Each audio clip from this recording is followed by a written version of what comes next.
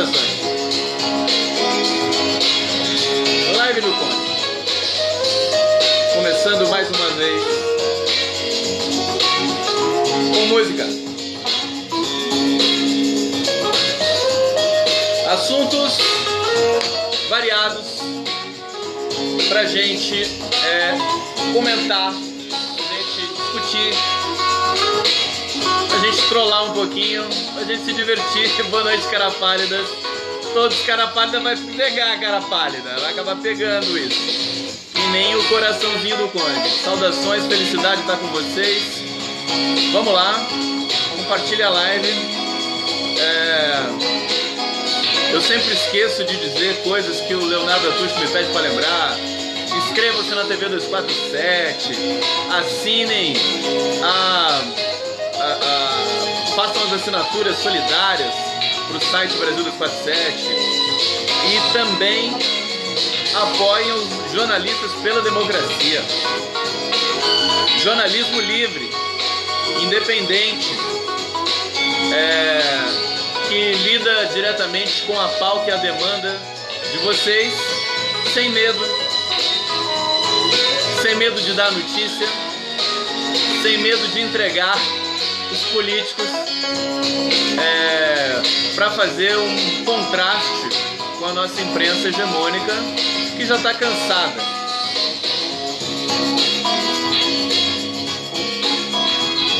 Aliás, eu estou cansado.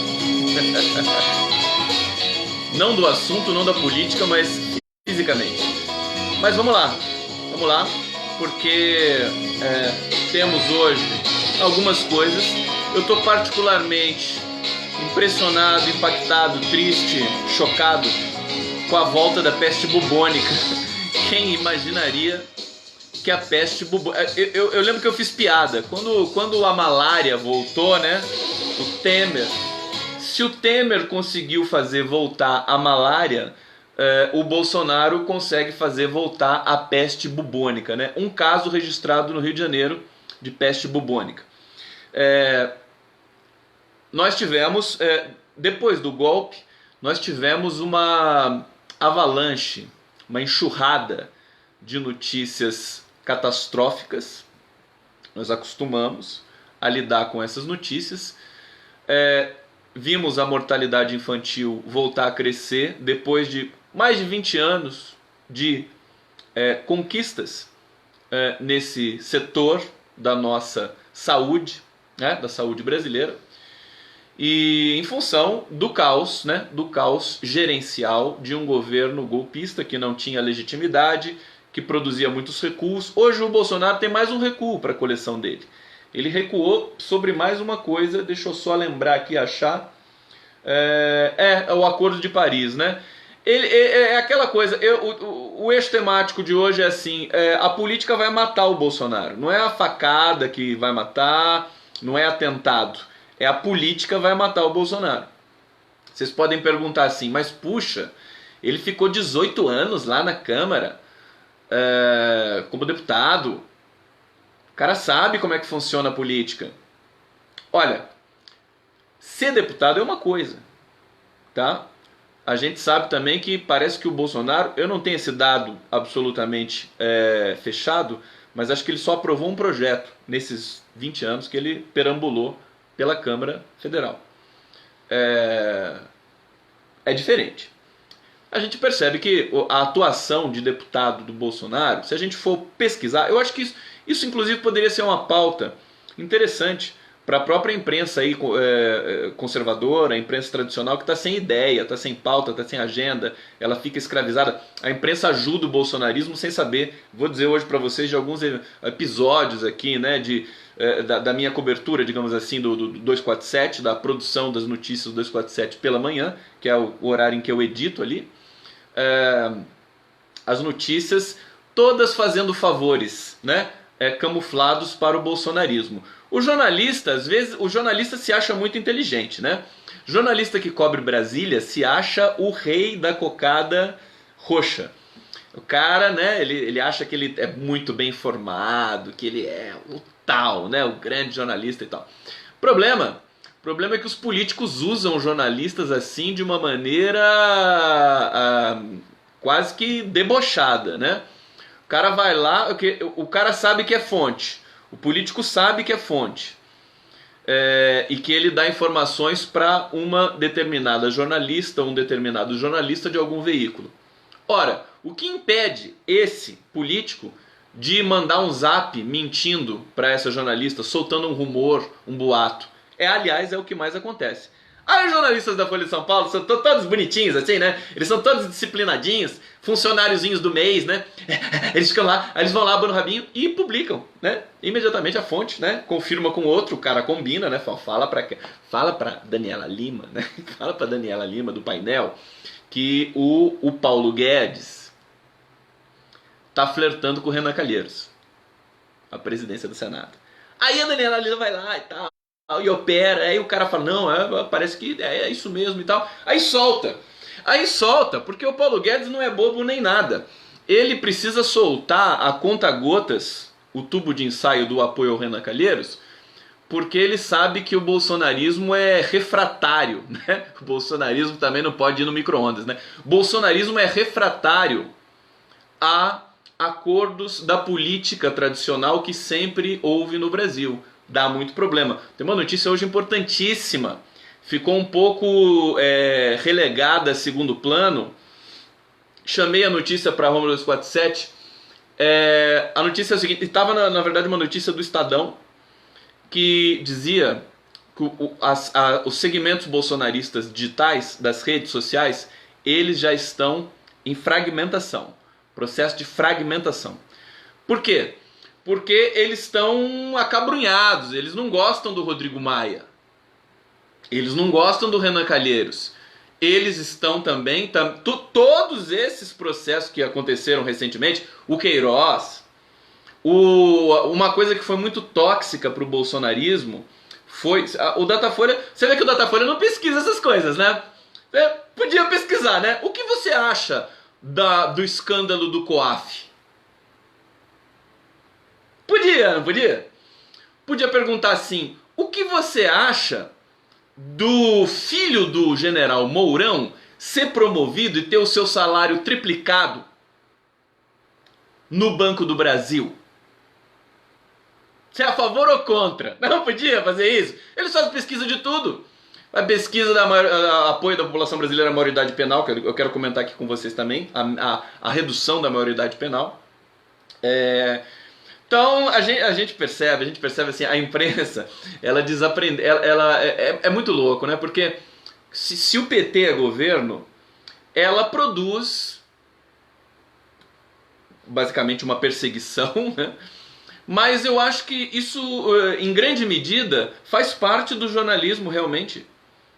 Você fustigar o poder, fustigar o governo. O PT sempre foi fustigado e sempre se saiu bem depois disso.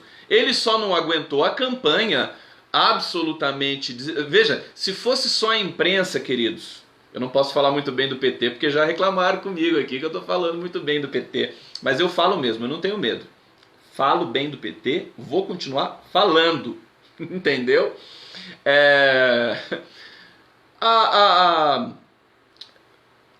Uma coisa que não aconteceu, quer dizer, nos últimos anos que o PT fez 4 presidentes da República seguidos, a imprensa ia com tudo pra cima do PT e o PT ganhava. A imprensa ia com tudo pra cima do PT e o PT ganhava. Como? Cara pálida. Como?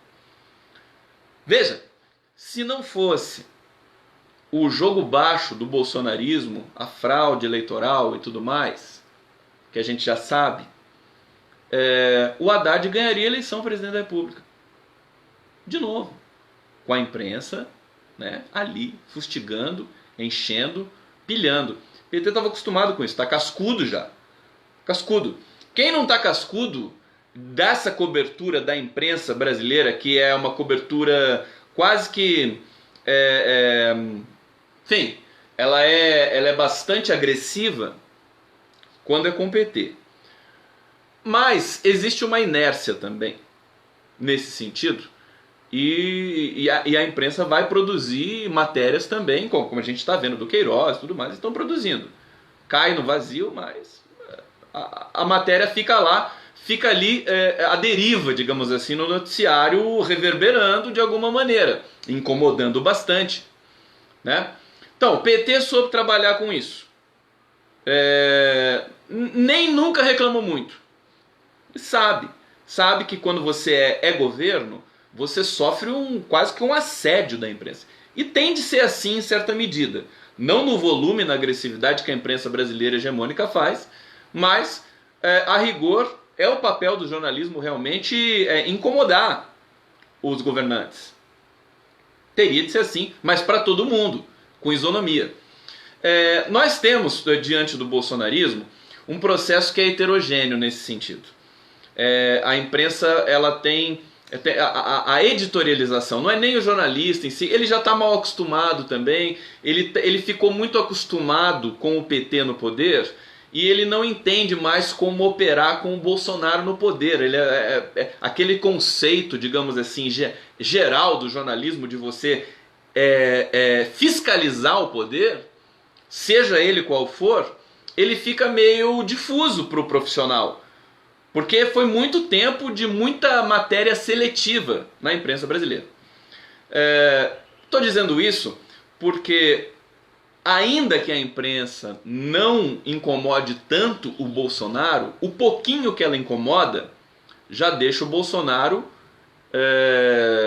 extremamente afetado por aquilo lá, o bolsonarismo de maneira geral. Voltando um pouco à fita. Eu estava dizendo da fragmentação dos segmentos que apoiam os seguidores do Bolsonaro nas redes sociais.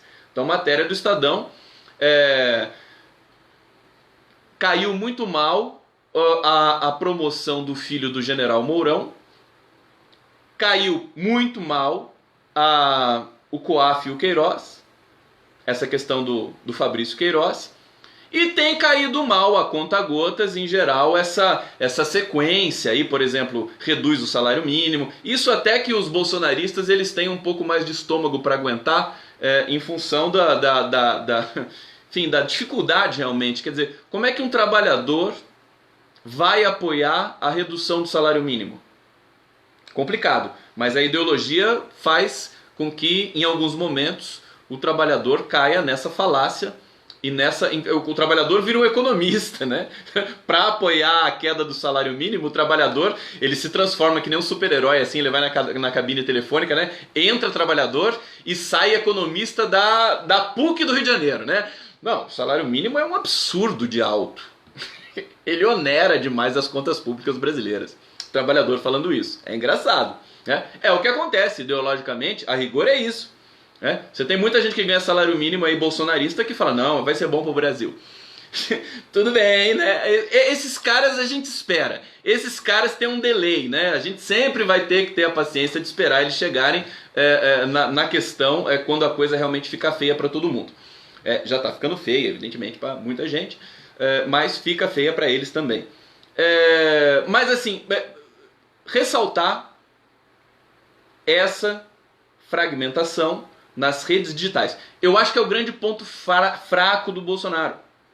Acho que é o calcanhar de Aquiles do bolsonarismo. Se as redes digitais se desmancharem, se desintegrarem, o bolsonarismo não dura muito tempo. É a grande moenda, né? É a grande engrenagem do bolsonarismo, são as redes sociais.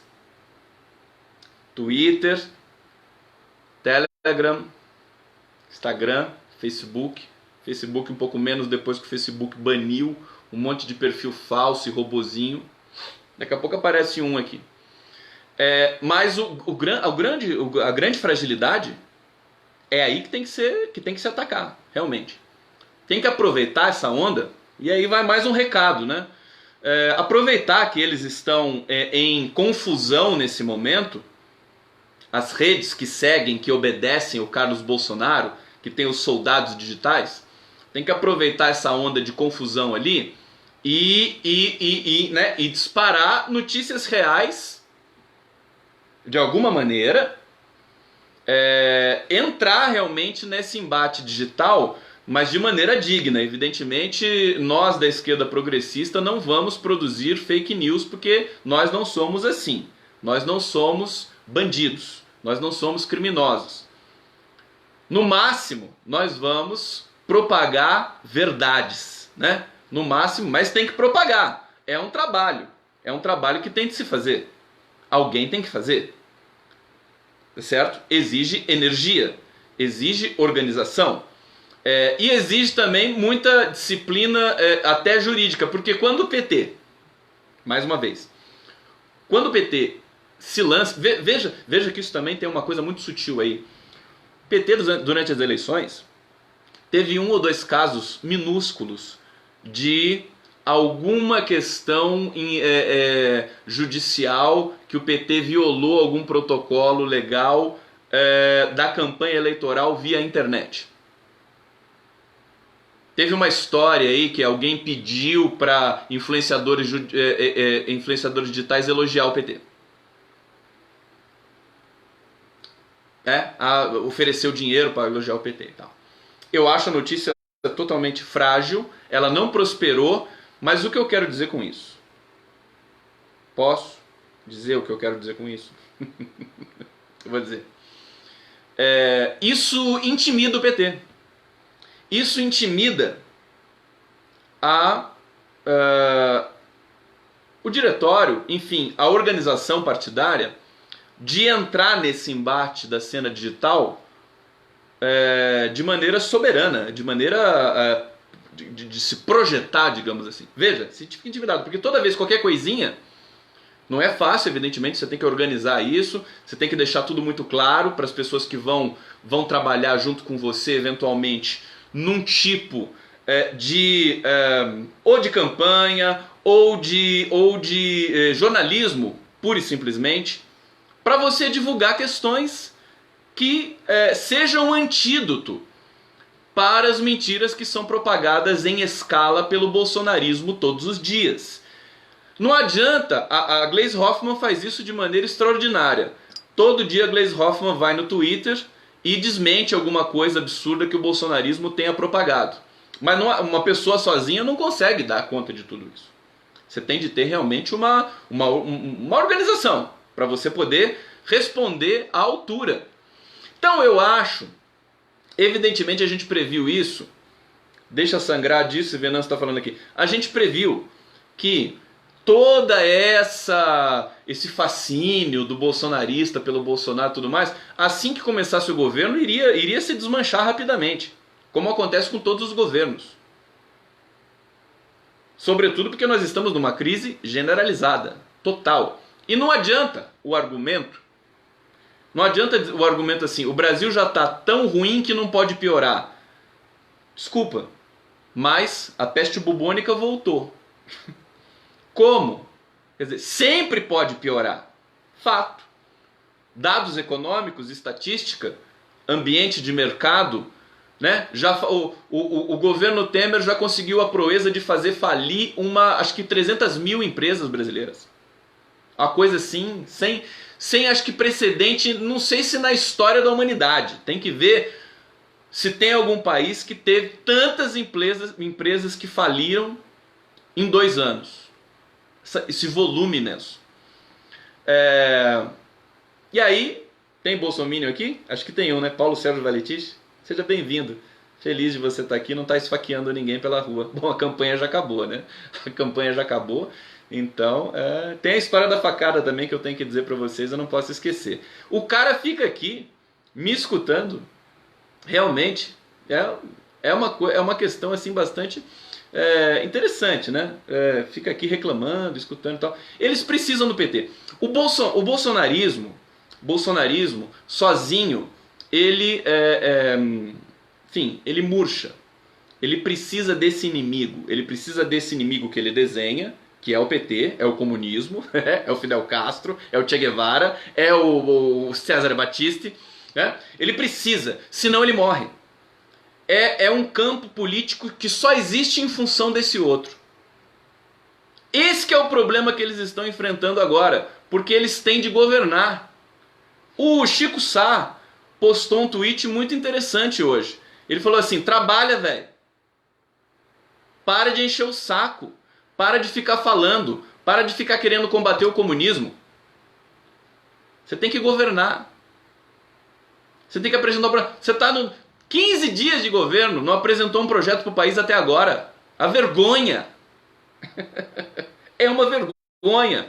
É tudo atrapalhado, ele não sabe nada. Então voltou. Por que ele voltou atrás com relação ao Acordo de Paris? Porque ele percebeu, ele não entendia nada de Acordo de Paris. Nada. Veja, o Bolsonaro, gente, é como se fosse, com todo respeito, porque eu adoro conversa de boteco. Adoro. Jogo bilhar, tomo cerveja, acho mó barato.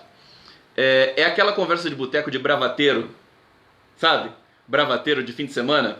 Ah, tem que acabar com tudo isso, tem que matar todo mundo. O Bolsonaro é esse cara. A sofisticação dele é desse nível.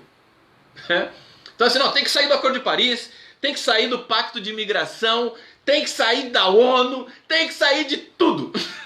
Né? Fazer um muro. Faz um muro no Brasil inteiro, assim, no litoral também. Ninguém vai mais na praia. Faz um muro para ninguém chegar perto do Brasil, né? Na praia, assim, desde a Lagoa dos Patos, lá no Rio Grande do Sul, vai subindo um muro de 30 metros, né?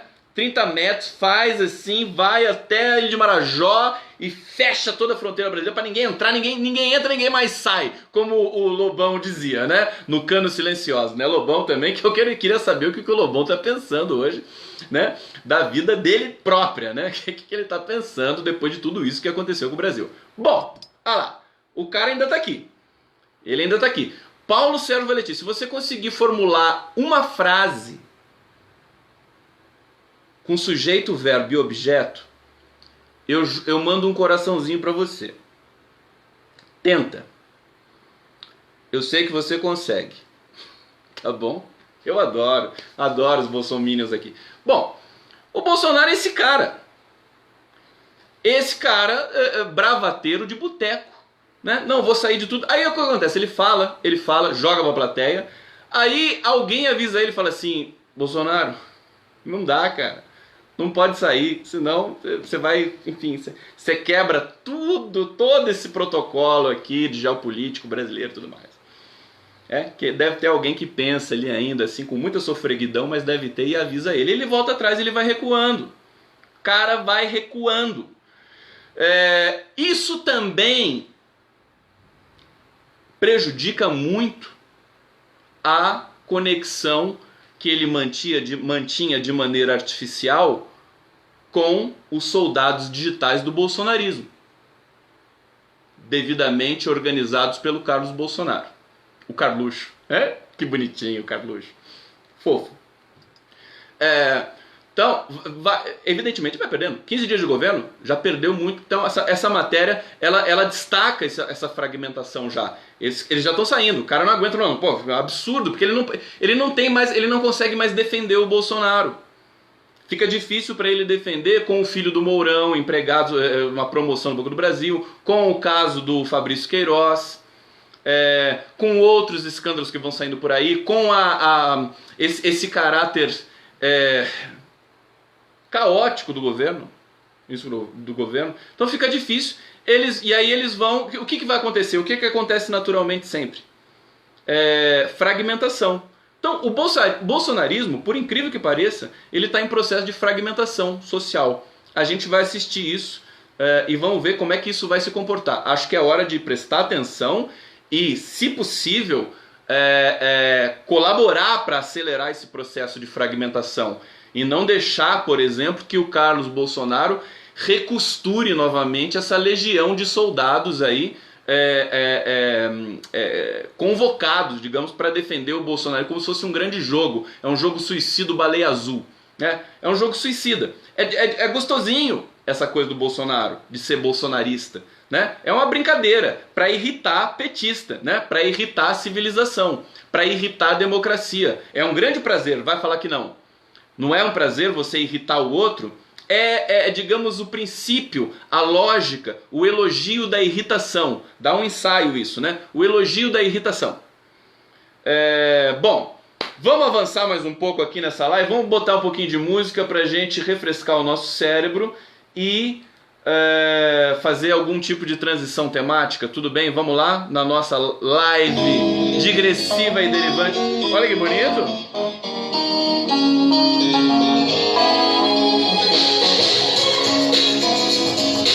Eu gosto.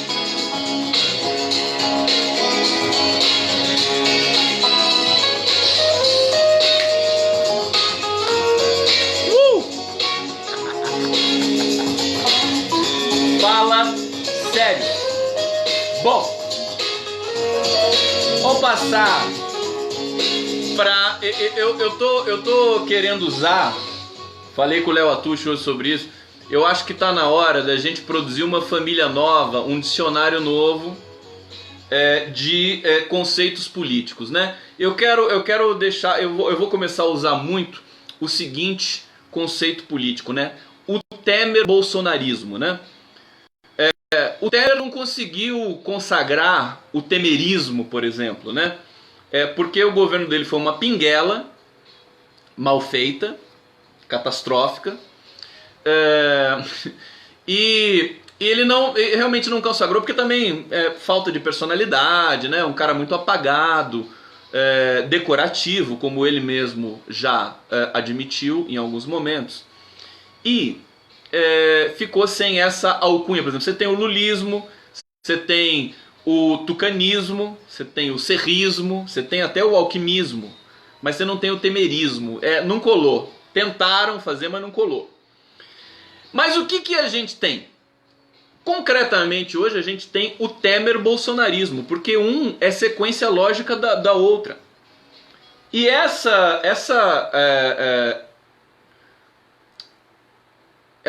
assimilar isso de que Bolsonaro é sequência lógica de Temer também é um elemento político de, justamente, embate político de sentidos. Ora, eu tenho de usar a retórica para erodir flancos na luta, no embate, no ringue da nossa democracia. É um embate. E eu tenho de usar os instrumentos que estão à mão, né? Instrumentos da comunicação. Então, só para vocês, não contem para ninguém, tá? Mas assim, segredo nosso. Eu vou começar a usar esse conceito, o Temer-bolsonarismo, né? O Temer-bolsonarismo. O que seria o Temer-bolsonarismo? Temer-bolsonarismo é o Estado mínimo, é o caos gerencial, é o toma lá da cá, tradicional, né? A realpolitik tradicional, que acontece ali, com proficiência um pouco mais de um lado e menos de outro. Nesse caso, nesse sentido, o Bolsonaro é muito incompetente, o bolsonarismo também, e vou falar também um pouco disso nas eleições do Congresso, para presidente da Câmara e do Senado. E essa questão da proficiência política no campo do bolsonarismo é o grande também, muita fragilidade para esse começo do ano legislativo. De uma certa maneira, o governo ainda não começou. O que vocês acham que é o governo? Vamos definir governo brasileiro? O governo brasileiro não é só o executivo. O governo brasileiro é composto pelo legislativo. Correto? O ano legislativo ainda não começou. É 1º de fevereiro. Quando começa as articulações. Ela já começa agora de bastidor, mas ela começa para valer em 1º de fevereiro, quando os novos deputados e novos senadores tomam posse. Essa realidade para o bolsonarismo vai ser muito delicada. Vai ser um choque. Já está sendo um choque. A prévia já está acontecendo. Por quê? Porque o bolsonarista não entende como funciona a política. Nem o Bolsonaro, para dizer a verdade. Na verdade, ele entende porque ele ficou lá. Só que assim, esses caras, queridos, Bolsonaro, tucanismo, Serra, esses caras, todos eles têm duas caras. É uma internamente e outra ele sorri pro público, a demagogia na veia. Esse campo político da extrema direita são dois modos de operar. Pelo menos no Brasil, né? São dois modos, ele tem duas personalidades. Uma personalidade é aquela, por exemplo, imagina o Gedel Vieira Lima, o Michel Temer, o Eliseu Padilha, o Moreira Franco. O que eles conversam entre eles? Vocês acham que é assim? Eles ficam falando assim, ficam tomando uísque lá na Grande do Torto? Ou no Jaburu, né? No Palácio do Jaburu? Eles ficavam tomando uísque lá e falando assim, não, a gente precisa levar comida na mesa do trabalhador. A gente precisa aumentar o salário do povo brasileiro. É óbvio que não. Entendeu? Então, agora, na frente das câmeras, eles podem dar a entender, né, eventualmente, ainda com muita dificuldade e sofreguidão, que eles têm algum interesse em produzir algum tipo de igualdade social e tudo mais, mas não querem. O Bolsonaro funciona mais ou menos do mesmo jeito. É por isso que a gente nunca entende que o cara vai falar que ele é totalmente imprevisível. Ele só não é imprevisível no besteirol que ele produz. Mas, por exemplo, qual vai ser o grande mico do dia? Sempre tem um mico. Todo dia tem um mico. Então, a política vai sufocar o bolsonarismo. O bolsonarismo vai ter que se transformar se ele quiser sobreviver. O Lula dizia isso. Alguns intelectuais dizem isso também. Ainda não inventaram um sistema de governo melhor que a democracia. Ou melhor que a própria política. A prática política, que é a prática da negociação permanente entre segmentos de uma sociedade.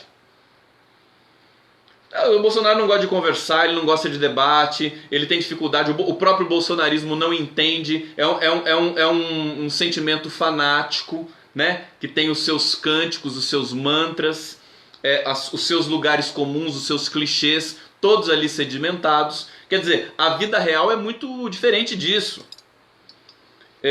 E a partir do momento que começar o ano real do governo brasileiro, cujo braço importante, que é o legislativo, entra em ação, nós vamos ver que são elas, né? Como é aquela história, né? Quais são elas, né? Vamos ver o que vai ser esse governo de fato. Até aqui, onde tudo deveria ser festa e celebração para o governo novo, tudo mais, esperança, aquela coisa, pesquisa da Datafolha dando, todo mundo, vai ser ótimo, né? Já se mostra catastrófico, né? Para janeiro já é uma situação muito difícil para esse grupo aí que eles erram tudo. O Heleno ontem foi um mico inacreditável. Você tem um secretário, um ministro de governo considerado forte, que é o general Heleno, e diz que o Cesare Battisti vai fazer escala no Brasil antes de ir para a Itália e governos boliviano e italiano ignorarem absolutamente? Como eu disse ontem, acho que nenhuma ligação foi feita. O Brasil, internacionalmente, é um pária, né? Ficou pior do que era quando era o Michel Temer. Então veja, o Temer-bolsonarismo. Nós estamos nesse processo, que é um processo histórico mais longo, né? O Bolsonaro herda do Michel Temer uma certa lógica de governança de péssima qualidade e ele consegue a proeza, inclusive, de ser pior do que o Michel Temer nesse quesito. Bom, vamos ver o que vai acontecer. Como eu disse, o bolsonarismo entra num processo de fragmentação natural, né? Porque mudou a posição do seu ídolo não é mais pedra, ele é vidraça, aquela história toda, aquele grupo de metáforas que a gente já conhece. E a história começa a ficar interessante pra gente do segmento progressista. Nós temos que ter atenção a tudo isso. Bom, vamos passar para outro tema aqui que eu selecionei para vocês. E basicamente, então, por que eu estou falando do Temer-bolsonarismo? Porque se tem uma coisa que o Michel Temer teve a competência impressionante de produzir no Brasil, foi a volta das doenças do século XIX. Malária, febre amarela, enfim, eu fiz um post aqui, deixa eu ver se eu acho, para falar dessas doenças, né? Bom, as doenças que vocês conhecem, né? Tuberculose, tudo que mas você pega os dados da saúde no Brasil nos últimos anos. Se você pegar, inclusive, nos últimos 10 anos, Você vai ver, né? Você vai ver que o Brasil estava avançando, sobretudo depois dos Mais Médicos, né? A estatística da saúde brasileira, de atendimento, de morte, de tudo isso, deu um salto espetacular depois do programa Mais Médicos, né? Porque basicamente você tinha 60 milhões de brasileiros que não tinham atendimento médico, em função da cultura do nosso profissional de medicina, que não quer trabalhar em cidades pequenas, em rincões afastados aí do Brasil, e a gente tinha e voltou a ter furiosamente esse déficit de médicos para atender a população brasileira. Então, evidentemente, nós vamos ter retrocessos graves nessa área também. E aí você tem a notícia da peste bubônica, uma coisa que me impressionou muito, porque eu lembro de eu ter feito a piada no começo do golpe, né? Logo que o Michel Temer assumiu e a febre amarela voltou com aquela força, também por descaso de governos tucanos, sobretudo do Alckmin aqui no estado de São Paulo, que é médico, né? Que poderia ter pelo menos um pouco mais de ética, né? De caráter, no sentido de produzir uma política de saúde decente, né, para a população do estado que ele governava. Eu fiz a piada, falei, só falta a peste bubônica voltar. A doença quase que da Idade Média. E ela voltou. Você tem um caso confirmado no Rio de Janeiro. Isso, veja, pode ser... você pode pensar assim, mas é um caso só e tudo mais. Mas só de ter paralisia infantil, por exemplo, você também teve casos de recrudescimento, de reaparecimento dessa doença. A coisa que o Brasil tinha erradicado. Porque a saúde pública brasileira, o sanitarismo brasileiro, tinha uma reputação internacional, tem uma reputação internacional. Então a gente entra nesse Temer-bolsonarismo de cabeça, em que doenças aparecem, que as estatísticas aparecem. Mais uma para colocar na lista de vocês. Acabei de ver a notícia aqui de que a Maria Inês Fini, que é a coordenadora geral do INEP, né, presidente do INEP, e que passa por ela a confecção das provas do Enem já há alguns anos. Extremamente competente, acabou de ser demitida por aquele cidadão que foi nomeado pelo Temer o novo coordenador do Enem Nacional. O nome dele é Murilo Rezende, sujeito que tem a fama aí de ter feito plágios. Ele era do MBL, foi expulso do MBL. Você vê o nível de... a situação que nós estamos. Caindo uma chuva forte aqui, hein? Vamos lá. Então, veja. O que vai acontecer com o Enem? Quer dizer, você arrancar a direção toda do INEP, Instituto Anísio Teixeira, de excelência, que produz, que tem um protocolo extremamente sofisticado e delicado para a produção dessa que é basicamente a maior prova do mundo. São 8 milhões de candidatos, vinha sendo isso, agora caiu um pouco em função do golpe também, né? As pessoas ficam sem esperança, porque o Enem, a pessoa vai lá com esperança de ascender na vida, de fazer uma faculdade. Não é só o adolescente egresso do ensino médio. Tem muita gente que não completou os estudos, vai para o Enem para tentar conseguir o seu certificado de ensino médio para poder entrar numa faculdade. Muita gente já de meia idade, etc. É um processo social muito bonito. E a prova tem as características para poder dar conta justamente de todo esse caráter nacional desigual, histórico, né?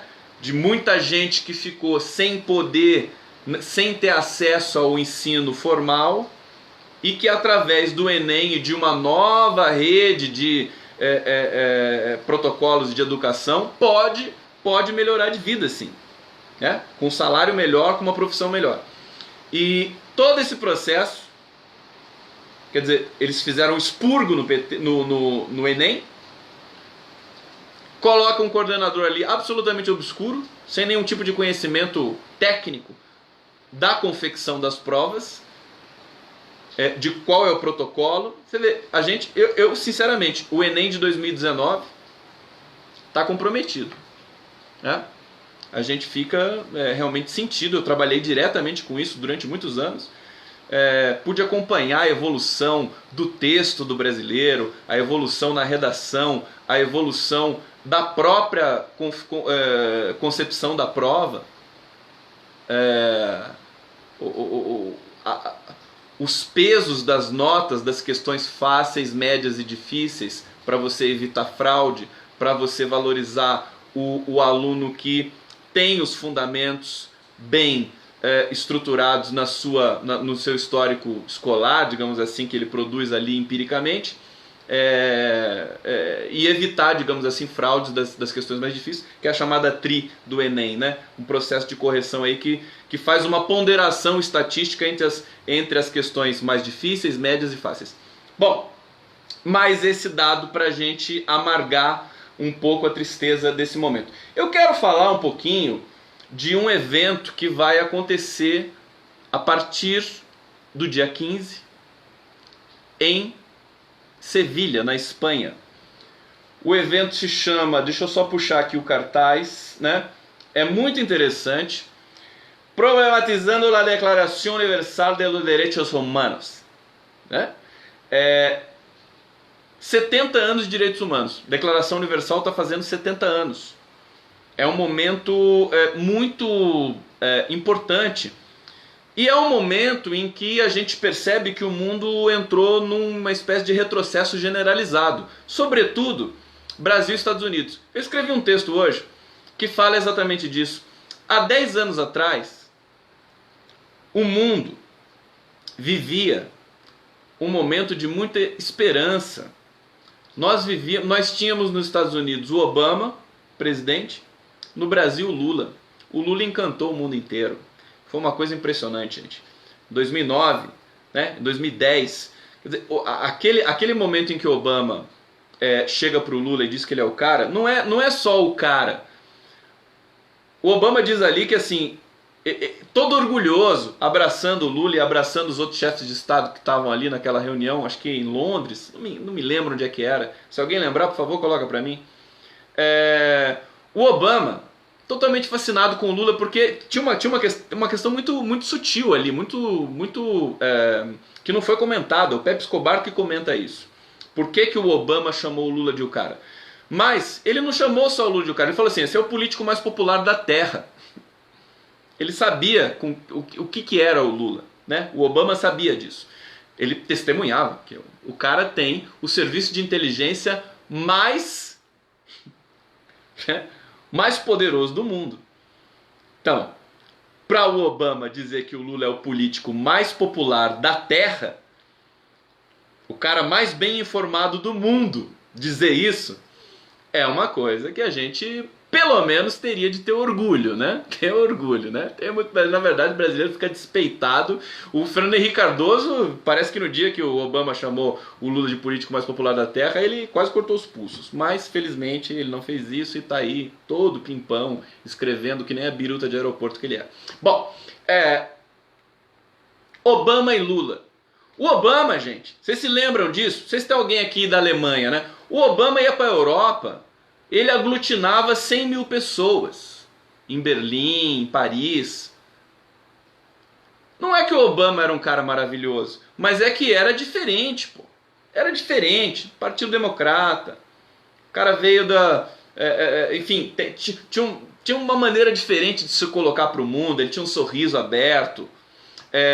Ele tinha uma agenda diferente, né, dos tradicionais presidentes americanos, e era evidentemente negro, que é uma coisa que fez muito diferença no mundo todo.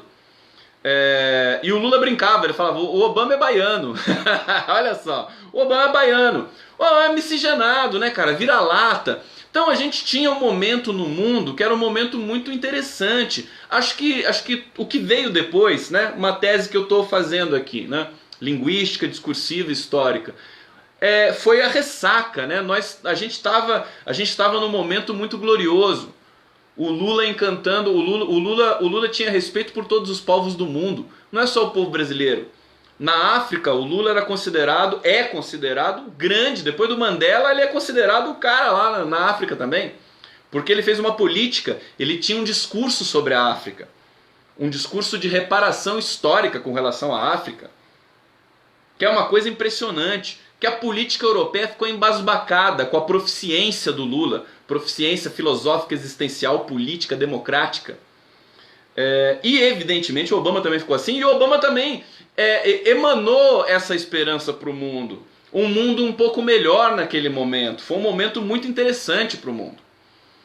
O Brasil, com os dados da fome, de vencer a pobreza, de trazer 40 milhões, isso bombou no mundo inteiro. Todo mundo querendo copiar a tecnologia social política do governo do PT no Brasil, Lula, e depois da Dilma, mas naquele momento glorioso do Lula, conseguiu os 2 maiores eventos do mundo para o Brasil. Quer dizer, foi um momento de muita esperança. Foi sensacional. Quem viveu, viveu. Né? Quem conseguiu experimentar isso, né? Eu me lembro, gente, vocês sabem que eu moro numa cidadezinha chamada Caçapava. Nós temos aqui a linha do trem, a linha férrea, Rio-São Paulo. Eu morava pertinho dessa linha do trem. Em 2009, a cada 5 minutos passava um trem, carregando minério, uma porção de coisa. Quer dizer, a economia estava... Vocês se lembram que em 2010 a economia cresceu mais de quase 8%. Né? O Lula segurou a crise internacional que ele chamou de marolinha, que devastou todos os países europeus, devastou o mundo. O Brasil foi o único, o Brasil e a China também sentiu, mas como a China é uma coisa um pouco atípica do ponto de vista econômico, ela cresceu também lá os seus 8%. Mas o Brasil assombrou o mundo com o fato de que não aconteceu nada com a crise do Lehman Brothers. Foi uma coisa sem precedente. Agora, qualquer espirro que der na Bolsa de Nova York, o Brasil rasteja. Bom, eu quero dizer com isso o seguinte, eu vou falar do evento para vocês. Parece que assim, nós temos um pouco esse regime dos contrários, né? Tudo que vai e volta, tudo que vem, né? Aquela coisa que o próprio Lula diz muito, que é um pouco semiótica, que é a percepção dos ciclos naturais, tanto da linguagem, como da política, como da história. Então, eu acho que toda aquela empolgação com a paz, com a esperança, com a civilização, ela tomou uma invertida depois. Você teve um outro campo que ficou ali, que quis encaixar o espaço e obteve uma demanda política que eventualmente apareceu. Problema da imigração europeia, né? Os problemas que sempre aparecem realmente nas sociedades, e eles capitalizaram aquilo e conseguiram fazer num processo de pós-verdade, num processo de fake news, num processo de simulacro, né? Você teve uma reversão de todo aquele processo virtuoso civilizatório sobre o qual nós estávamos avançando. E agora nós retrocedemos, porque Trump nos Estados Unidos influencia demais o mundo todo, e Bolsonaro no Brasil também, né? Também porque o Brasil não é um biscoitinho, o Brasil é um país grande, né? Tem impacto, né? Agricultura importantíssima para o mundo todo, a agricultura brasileira.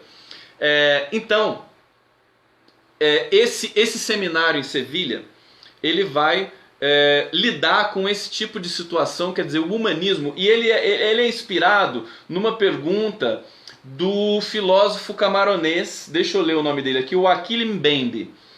Achille Mbembe, ele cunhou essa frase, ele materializou essa frase, que é uma pergunta de todos nós.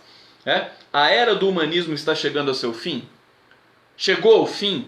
O humanismo, né? 70 anos de Declaração dos Direitos Humanos, como é que está isso, né? Direitos civis, políticos, sociais, econômicos, direito à educação, direito à saúde. Será que essa agenda civilizatória morreu? Porque, pelo menos aqui no Brasil e também nos Estados Unidos, por exemplo, a saúde, o problema é seu. O Brasil, que a própria Folha disse que o SUS era o maior sistema único de saúde do mundo, elogiou demais. A matéria é do começo de 2018. Uma coisa impressionante. Começo não, no meio de 2018. Impressionante. Bastou o PT sair do poder, sair do governo, para a Folha de São Paulo reconhecer que o SUS era um dos melhores sistemas de saúde do mundo. Elogiado no mundo inteiro, e era mesmo elogiado no mundo inteiro. Cobertura total de transplante de órgão no Brasil, isso não tem quase que nenhum lugar do mundo, só em Cuba. Em Cuba com certeza tem. Aqui no Brasil, vocês sabem, até o cara mais rico, o executivo mais milionário que puder, se ele tiver que fazer um transplante, ele vai fazer pelo SUS. Ele pode fazer no Einstein, ele pode fazer nos hospitais do Sírio-Libanês, mas ele faz pelo SUS, porque é o SUS que cobre isso. Então veja, tantas conquistas que a sociedade brasileira logrou fazer acontecer, e nós hoje estamos aí diante desse retrocesso. Então, esse seminário vai contar com a participação da Dilma Rousseff. É um seminário que o Wilson Ramos, querido, né? Deixa eu só ver aqui direitinho, Wilson Ramos Filho, né? O Xixo. Ele é um jurista, grande texto, o cara escreve nas mídias aí também. Ele vai mediar uma dessas conversas. Carol Proner vai estar lá, Dilma Rousseff vai estar lá, vai abrir inclusive o evento. E outras, por exemplo, a escritora Pilar Del Rio, que ela gerencia a obra do José Saramago hoje. E também mais o Baltazar Garzon, outro jurista. Então eles vão falar de tudo. Vão falar de lawfare, vão falar da questão que está acontecendo no Brasil, que o Brasil, né, deixa o mundo todo chocado com o volume de retrocesso que foi gestado aqui durante tanto tempo. São discussões importantes, vão ser várias mesas. Eu vou dizer algumas aqui para vocês, vou dizer os temas para vocês, né? Então, no dia 15, sobre o aniversário 70 da Declaração Universal de Direitos Humanos. Depois, no mesmo dia, o tema universalismo dos direitos humanos. Aí no dia 16, interdependência dos direitos humanos. Depois, instrumentalização do discurso de direitos humanos. Muito interessante essa mesa também, acho que vai ser mais expansiva, digamos assim, do ponto de vista da análise técnica, né, do discurso.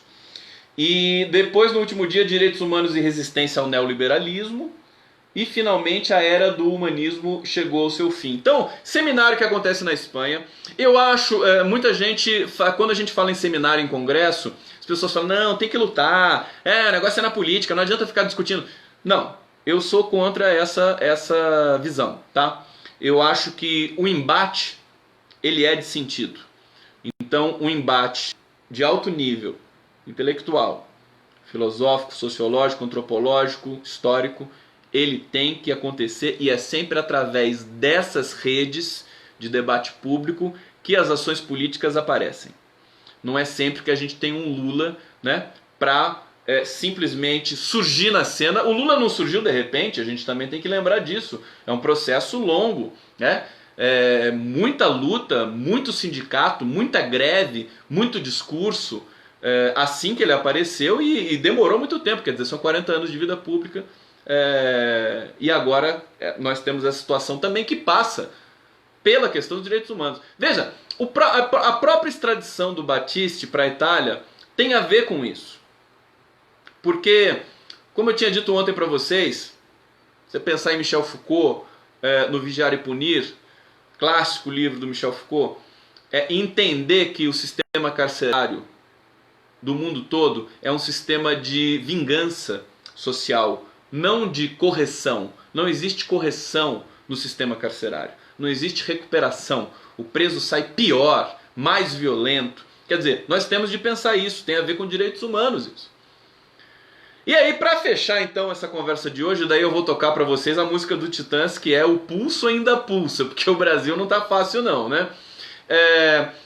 Para fechar, eu quero comentar rapidamente a questão da pesquisa do Datafolha sobre a percepção da população brasileira acerca da redução da maioridade penal. Essas pautas ultraconservadoras, veja, essa é a única...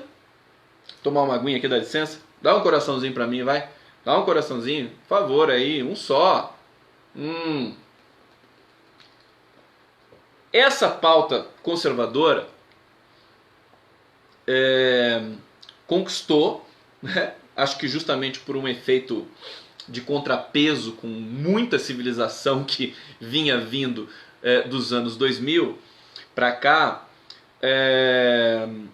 Mas, curiosamente, veja, é a única bandeira que a população brasileira sustentou a partir do momento que o Bolsonaro assumiu o poder. A redução da maioridade penal, porque o brasileiro é contra a posse de armas, é contra a reforma da Previdência, enfim, contra tudo que o Bolsonaro anunciou até agora que vai fazer. Agora, a redução de maioridade penal, que é uma bandeira do Sérgio Moro, a população brasileira aparentemente, e na verdade caiu, tá? Em 2016 eram 87% da população brasileira a favor da redução da maioridade penal. Agora são 84%. É muito alto ainda. É muito alto ainda. É surpreendente para mim. Mas esse dado ele pode ser discretizado. Por quê? Porque 45% da população querem que seja para entre 16 e 18 anos, que caia para 16 anos. E você tem... Na verdade não, é outra coisa.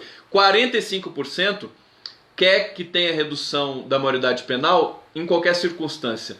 33% acha que existe, é só para certos crimes, não é para todos os crimes. Então veja, é um apoio que é um pouco difuso, precisa de interpretação para você poder ler esse tipo de percepção da população brasileira. E aí você tem outros nichos, outros segmentos ultra mais conservadores. Tem gente que quer que seja até 12 anos.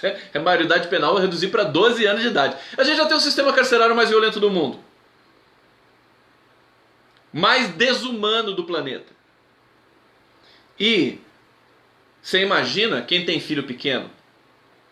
Quer dizer, essas pessoas elas não estão calculando, elas não conseguem calcular muito com a história. Falta instrumento, falta informação. Realmente, nesse caso, falta informação para a população. Nós temos de admitir, digamos assim, a soberania do povo, mas, bom, temos de admitir, então, soberania em todos os aspectos, né? Do povo. A soberania do povo brasileiro é seletiva para a elite brasileira e para a imprensa brasileira também. É só quando interessa a um e outro que eles vão lá e chancelam a soberania popular. De qualquer maneira, acho que é um assunto muito espinhoso. O governo vai tentar aprovar rapidamente a redução da maioridade penal. Aí calcule você, redução da maioridade penal e liberação da posse de armas. Quer dizer, vai ser uma carnificina no Brasil. Realmente, esse tipo de protocolo do governo, tanto retrocesso, realmente faz com que pessoas deixem o Brasil e vão morar em outro país. Porque seu filho vai crescer num país em que, enfim, você tem a redução da maioridade penal, que com 16 anos pode ser preso, sistema normal carcerário, com 16 anos. Ou com 15, como alguns dizem aí. O Bolsonaro disse que gostaria que fosse 14 anos. Com liberação de posse de armas, isso aqui vai virar uma carnificina total. Com a iminência de um problema na Venezuela, quer dizer, a situação delicada, infelizmente. Eu acabei não falando das doenças, né? Bom, peste bubônica voltou. Tem um caso... A gente até torce para que não tenha mais, mas a gente conhece o que é um derretimento total da estrutura de governança brasileira, que vem desde o golpe de Michel Temer e PSDB. Então, realmente nós teremos de atravessar momentos bastante difíceis. Vamos para a música? Vamos lá? Eu vou tocar para vocês então o Titãs, que é O Pulso Ainda Pulsa, porque essa música ficou pulsando na minha cabeça hoje, quando eu vi a notícia da peste bubônica, que é inclusive a primeira doença que está na letra da canção, cantada pelo Arnaldo Antunes, naqueles momentos gloriosos dos Titãs. Titãs é muito bom, viu? Se vocês ouviram os Titãs dos anos 80, aquilo ali, inclusive, é puro marxismo. É anarquia, mas é recheada de marxismo.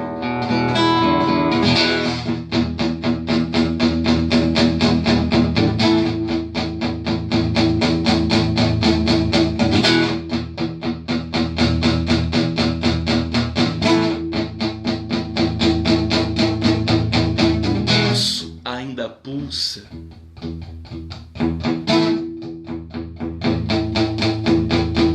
O pulso ainda pulsa.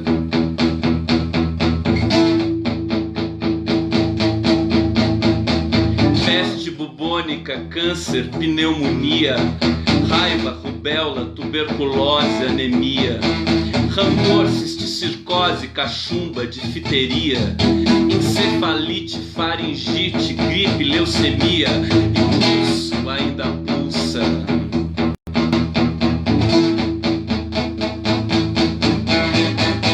O pulso ainda pulsa.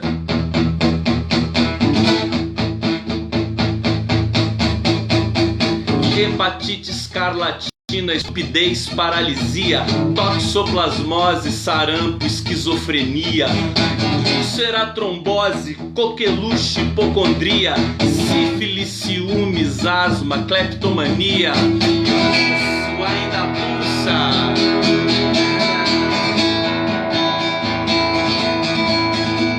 E o pulso ainda pulsa.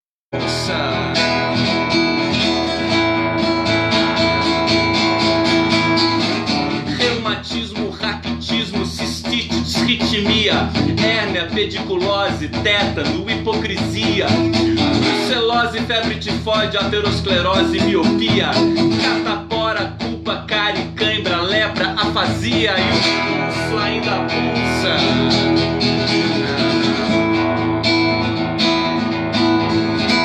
E o pulso ainda pulsa.